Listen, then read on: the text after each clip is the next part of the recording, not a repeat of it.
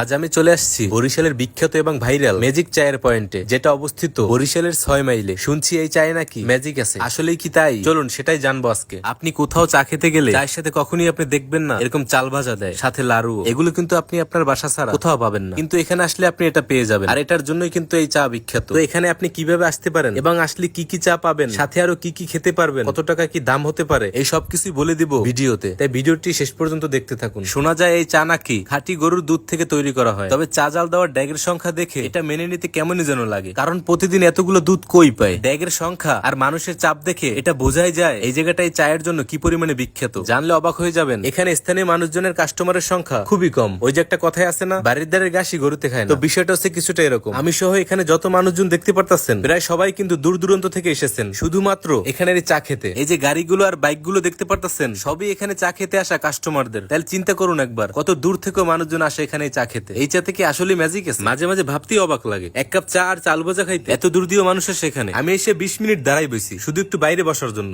একটা সিটও খালি নেই। এই বাইরে দেখে আমি তো অবাক হয়ে গেছি। শুধু কাস্টমারদের গাড়ির চাপ সামলানোর জন্য আলাদা করে একটা লোক রেখে দিয়েছে। বুঝলাম না এখানে কি হইতেছে। খালি পেয়ে এক জায়গায় বসে পড়লাম। অবশেষে আমার চাটা এসে গেল, সাথে এখানে স্পেশাল চাল ভাজা। শুধু চাল ভাজাই না, এর সাথে নাড়ু এবং তিল ভাজাও কিন্তু দেওয়া হয়েছে। এই কম্বিনেশনটা ভালো ছিল। এখন দেখা যাক খেয়ে কেমন লাগে। খেতে আমার তেমন একটা স্বাদ লাগে না, একদম বাড়ির চাল ভাজার মতোই কিন্তু এটা লাগে। তবে এর সাথে বাদাম আর তিল ভাজাটা থাকার কারণে একসাথে খেলে স্বাদটা একটু অন্যরকমের লাগে। এই লাড়ুটা কিন্তু খেতে ভালো ছিল। আর চায়ের কথা বলতে গেলে এটাও কিন্তু তেমন একটা আহামরি ভালো লাগেনি, নরমাল দুধ চায়ের মতোই কিন্তু লাগছে। এখানে আপনি দুই ক্যাটাগরির চা পাবেন, একটা হচ্ছে নরমাল দুধ চা আর একটা হচ্ছে স্পেশাল দুধ চা। আর সাথে তো এই চাল ভাজা আছে। স্পেশাল দুধ চাটাই খেতে চাইছিলাম, কিন্তু তারা বললো ওইটা নাই, তাই রেগুলার দুধ চাটাই নিলাম। এই চায়ের কাপের দাম ছিল 30 টাকা করে, আর এই চাল ভাজার কম্বিনেশনের দাম ছিল 20 টাকা করে। তাইলে মোট খরচ হলো 50 টাকা। আর স্পেশাল চা খেলে হয়তো এর থেকে একটু বেশি দাম পড়বে। এখন বলি আপনি এখানে কিভাবে আসতে পারবেন। তার আগে একটু বলি, ইনি হচ্ছেন তিনি যেখানে এই চা আর চায়ের সাথে চাল ভাজার ঐতিহাসিক এই প্রচলন শুরু করার মাস্টার মাইন্ড। এখন বলি আপনি এখানে কিভাবে আসবেন। বরিশাল থেকে সরাসরি কিন্তু আপনি এই 6 মাইলে আসতে পারবেন। গাড়ি পেয়ে যাবেন কিন্তু অ্যাভেলেবেল। 6 মাইল ম্যাজিক চায়ের পয়েন্ট বললেই আপনাকে এখানে নামিয়ে দেবে। গড়িয়ার পার থেকে একটু সামনেই 6 মাইলে এই ম্যাজিক চায়ের পয়েন্ট। তবে এখনো আমি বুঝলাম না এই চায়ের নাম ম্যাজিক চা কেন দিল। যাই হোক, এখন কথা হচ্ছে এখানে মূলত কারা বেশি আসে। যারা অধিক পরিমাণে চা প্রেমী এবং চায়ের সাথে সময় পার করতে ভালোবাসে তারাই বেশি এখানে এসে থাকে, যেটা আমি আজকে এখানে এসে পুরোপুরি বুঝতে পারলাম। না হলে এই চা